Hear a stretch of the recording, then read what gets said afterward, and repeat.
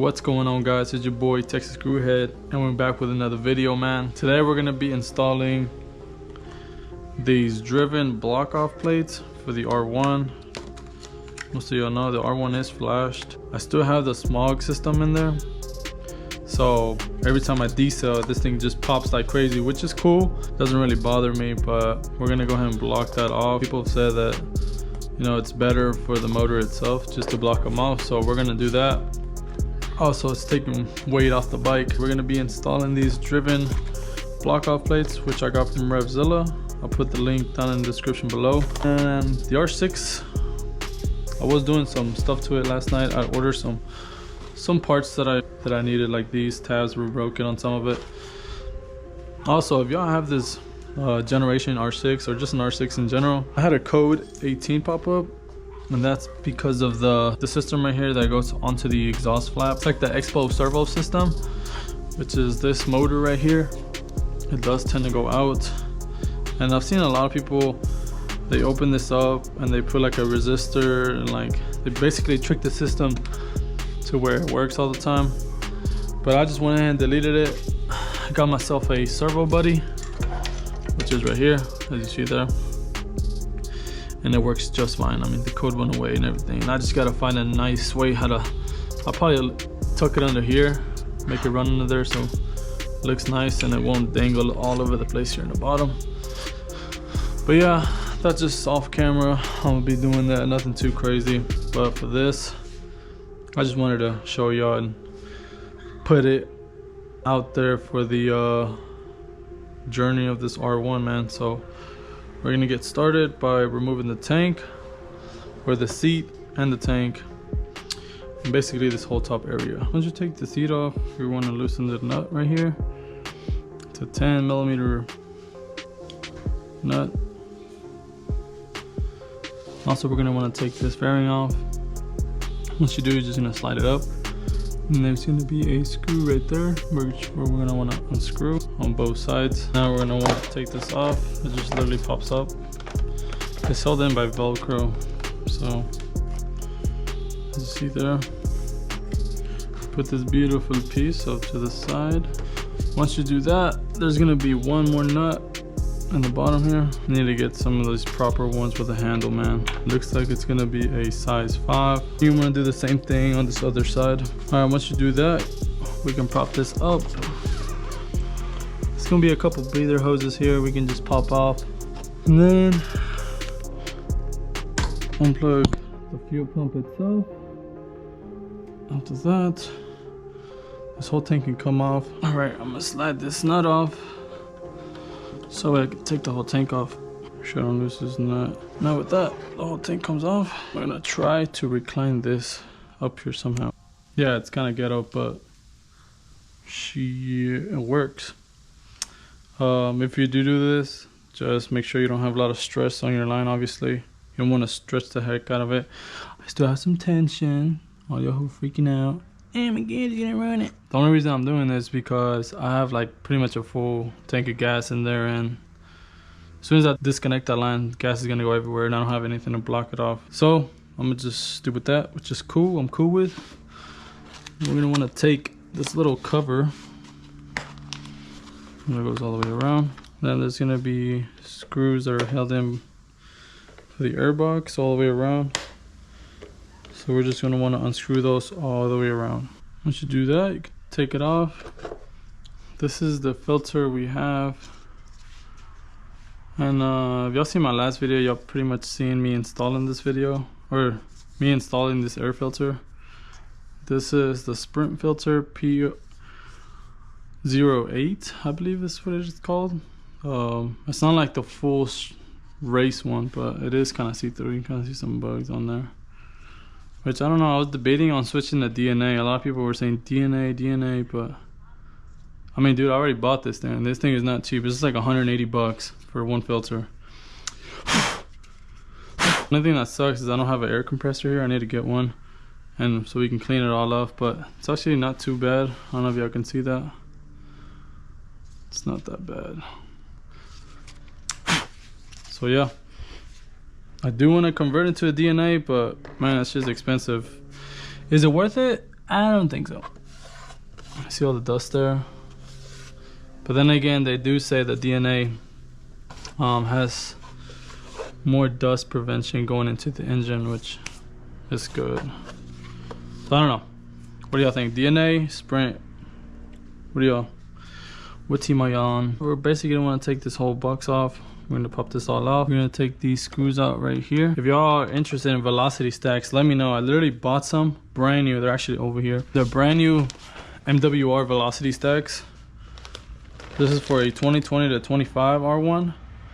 If y'all are looking for some, let me know. I literally bought them. They're literally brand new. Never put them on. I just decided not to do it because, I mean, for the things that I do, it's not really worth it. So yeah, I ended up buying them, then I regret it, so I never put them on. So yeah, those are literally brand new. If y'all are interested, shoot me a DM on my Instagram, which will be in the bio down below. And yeah, contact me through Instagram. Let me know. Shoot me an offer, man, because sadly they don't take returns where I bought them from. Well, they do, but they try to charge me for a restocking fee. All right guys, so I went ahead and took off this top part of the velocity sticks out the way so I can take all these bolts out, but they have every like 1, 2, 3, 4, 5, 6 bolts. So we just want to unscrew these so that way we can take this whole box out. All right boys, once we get those nuts off, I went ahead and took this hose off right here in the bottom for the bottom of the airbox, and we're gonna have this other hose right here. Take this clamp off. Boom. Now this should come off. Damn, Bobby, you know what you're doing. I know. Shit. Gotta take this connector off now. All right, there we go. Got the velocity stacks out. Check out the homeboy's new R6. Sheesh. 2013. He got it for a lick. But yeah, it's pretty cool. Has a SC slip on, same as mine. Dang, you know what? Yours is actually shorter than mine, huh? Look, mine goes a little out, and yours is kind of like a stubby. What the fuck? I don't have that extension pipe that you have, I guess. Yeah, that's what's up. I think that's why it sounds a little better. Oh, you got Vortex levers too. The thing's straight. It runs good. All right, back to the video. Now we gotta remove this airbox right here, and then under that is where the smog plates is. So I believe that's a 10. Where the hell's my gun at for this? Make sure it's a 10. Nope, it's not. It's an 8. All right, boys and girls, for this, you just want to press that in like really tight. It's gonna be kind of hard, but it should just kind of pull off. It's held in by this grommet right here. And now you have a couple sensors in the way too. I'm gonna just leave it like it is, but here we have the coil packs for the sparks and all that. So all we're gonna do is take this system off right here. That's the smog system, which we're gonna be deleting with the block off plates. Looks like it's a 5mm hex. There should be 2 in each plate, so 2 here and then 2 over here as well, kind of hidden down there, but I'll take these off real quick. That should be it. All right, boys, we got another hog rider in the team. We got the CBR 600 double arc cuz with the Fruit Acro and the Brimbos and the motherfucking Olin suspension, man. You know how the boy does it, man. Hey, thanks, pimp. What up? Once we take off these Allen keys, basically everything comes off. There is gonna be this clamp right here. It's a 2-way clamp, so you're gonna have to kind of lift up here, and then same one with another one back there. So we lift that up. All right, so yeah, all we're gonna do is take this hose out. And now we just gotta disconnect. Disconnect this cable right here that's connected to it. All right, guys, I had a little hard time trying to take this clip off, but the boy came in clutch, man. I don't know, my fingers are too big. You just want to take this thing off, and then this whole system comes off. Boom. We're saving a good amount of weight. Also, we are gonna need this part right here to cover this hole right here. So let's probably just break this off as well, just cut it off. Now we can put these on. So we reuse the bolts. And you gotta leave the gasket and the reed in there. which are in there. And then if you look at these both are gonna have like a little bottom piece. That bottom piece is what you want with those little screws sticking out. You want those facing the bottom of this part right here. So, oh, actually we need to put some thread locker on these, so I'm gonna put a dab of thread lock. Same with this side. Make sure that open spot is just facing those little screws. This back one's kind of a pain in the butt to get to, but just kind of lift up the wires. There we go. I'm gonna just wanna screw this back on. This stays open as is, I guess. There's nothing we can do about that. I want to say we can plug this up with this connector, but I don't know if it's gonna throw a light. So from what I've seen here, it doesn't say to reconnect it. That's all it is.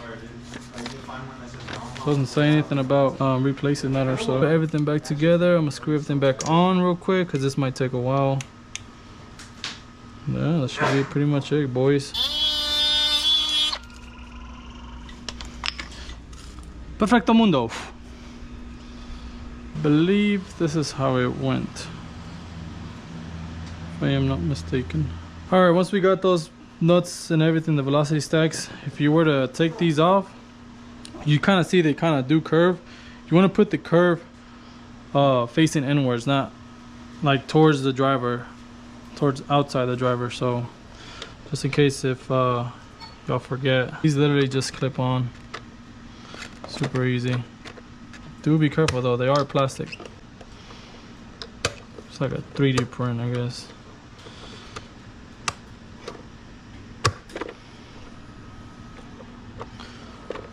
There you go. Now you can put these bolts back on. Once you go around, make sure everything is tight. Also, don't forget, if you unhook this, to hook this one back up, in which case I did. So let's put this back on, because without this the bike will not start. I'll just slowly put everything back together. My GoPro ended up dying, so I had to switch to the phone camera. Basically, we're just gonna assemble everything back together. If you do end up getting mixed up, just rewind back to the video. That way you can see where stuff went. But yeah, guys, that's basically it. Like I said, my ECU is flashed. I don't think it'll affect it, even though I told the guy that it still has it. So I don't know if I should start it or not. One time for the one time or what?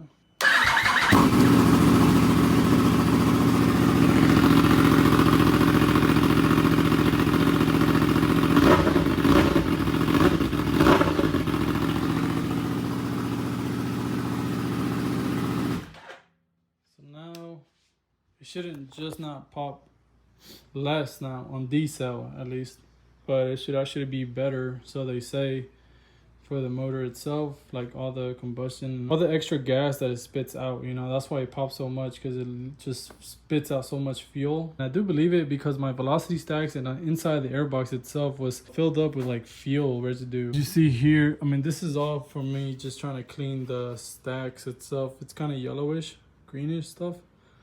So it's definitely fuel. I'm gonna send the ECU back to get it flashed again, or just confirm with my tuner, and then after that we'll get the baby on a dyno tune, because that's what it really needs. It needs a dyno tune more than a flash. But yeah, guys, that's how you install the block off plates on a 2020 to 2025 Yamaha R1. I know there's a lot of videos out there, so I just kind of wanted to do it to be a journey of the R1. If you did use this video for a tutorial, please leave a like, share, and subscribe down below. And other than that, it's been your boy Texas Screwhead, man, and I'm gone. Deuces.